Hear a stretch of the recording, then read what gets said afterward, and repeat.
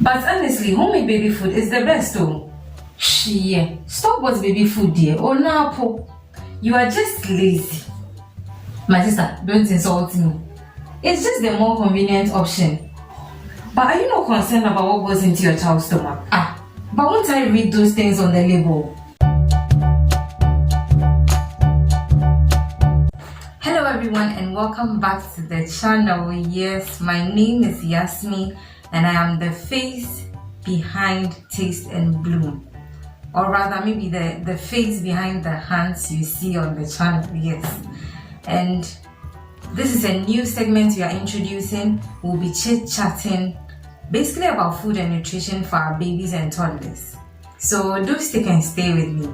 But before we delve into today's video, if you have not subscribed yet, what are you waiting for?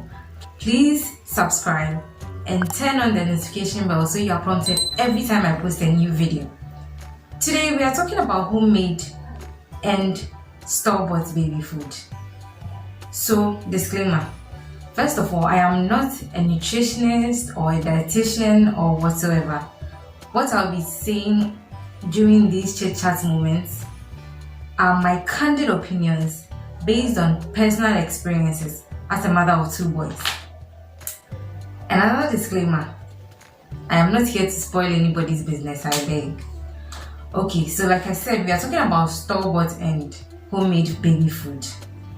So when I had my first son, I had to take him to work with me for some time before he started daycare. So what I used to do was to pack his food, obviously, and everything else, and then would go. I realized that the store-bought food came very, very handy. It was convenient for me. But unfortunately for me, he didn't like these foods. Okay, so I had to switch to the homemade baby foods.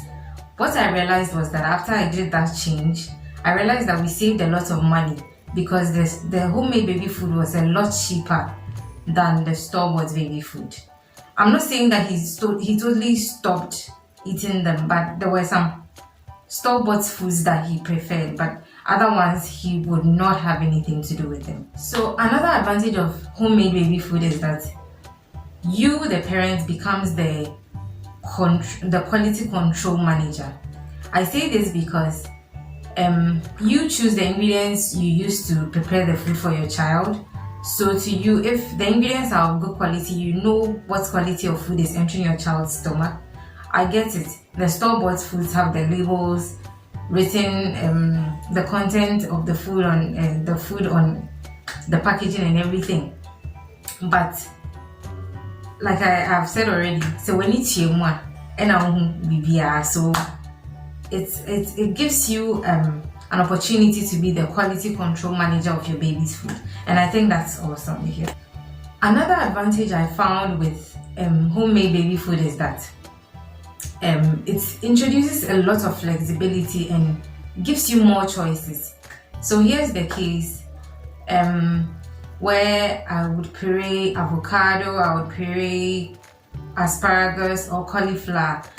Some of those items you don't have the luxury of getting them from the shops because they are, well, I don't know of any products that has a pureed avocado or like any brand of pureed avocado, or like if anybody knows, please leave the name of that product in the comment section so that maybe we'll try it together.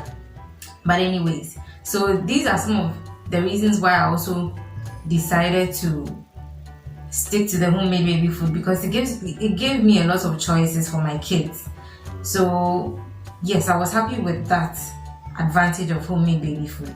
Another advantage I found with homemade baby food is that it gave me the opportunity to puree family foods for my kids. Because for example, if I'm having yam and contomere stew, I could prepare the same yam and contomere stew without the seasoning and then puree it for my son and for any of my kids. And I thought that was a great thing for me because it also made them exposed to the family taste so that they grow into it gradually. Also, though I don't cook every day for them, I feel like I have the opportunity to make fresh food for them all the time and introduce a lot of nutrients into the food. So all the nutrients I feel like are good for my kids is like magnesium. So I can introduce all the nutrients to my kids and in varied forms so that they enjoy food from the different food groups. But of course, like every other thing, homemade baby food has its own disadvantages. I will not take it away from that. So first of all, it's very time consuming. So it could take me about 3 hours to prepare 2 days food, 2 days worth of food for my baby, because I want to prepare like something for lunch and dinner for 2 days. It could take me a whole 3 hours prepping the ingredients, cooking, pureeing, storage, and it's a whole task on its own if you want the best for your child. So it takes time. It's really time consuming. So if you are into homemade baby foods, be prepared for that. This point is a little funny, but sometimes the taste you perceive, it doesn't come out like that. So for example, I tried, for my second son, I tried brown rice and then avocado, and then I added some fish powder. So when I tasted it, I was like, this one, dear, it's some style. So what I did was to add bananas. So initially, if I had gone with the brown rice avocado recipe, it would have been, well, fine, baby food, they say doesn't taste great for an adult, but then I found it to be like, it wasn't nice. Yes, so that wasn't the taste I was expecting. And so I was happy that I could add the banana to it to give it a little kick. Yes, so sometimes it doesn't taste like the way we perceive it. And yeah, I feel like that's one of the disadvantages, because you are always doing trial and error sometimes. You just want to combine certain foods and you don't really know how they will taste. Yes, so it's one of the disadvantages. Okay, so for example, if you have to go out with your child and you have these store-bought foods, you will just pack them into your diaper bag or food bag and you are gone. But when it comes to homemade baby food, it's difficult to take on the go, because you now have to go and look for a bowl which will not spill the food and stuff. But then with the store-bought, some of them come in jars which are tightly closed, so it's easier to travel with them. So that's one thing. And for example, these sachet cereals, if you were traveling with a child or you were in a vehicle with a child and they are hungry, you just have to add water and then they are eating it. If I am traveling and I have homemade porridge, like maybe oats porridge, like maybe I want to add some mango puree to it and stuff, so it becomes cumbersome to travel with it. So I find that that's one of the disadvantages of homemade foods.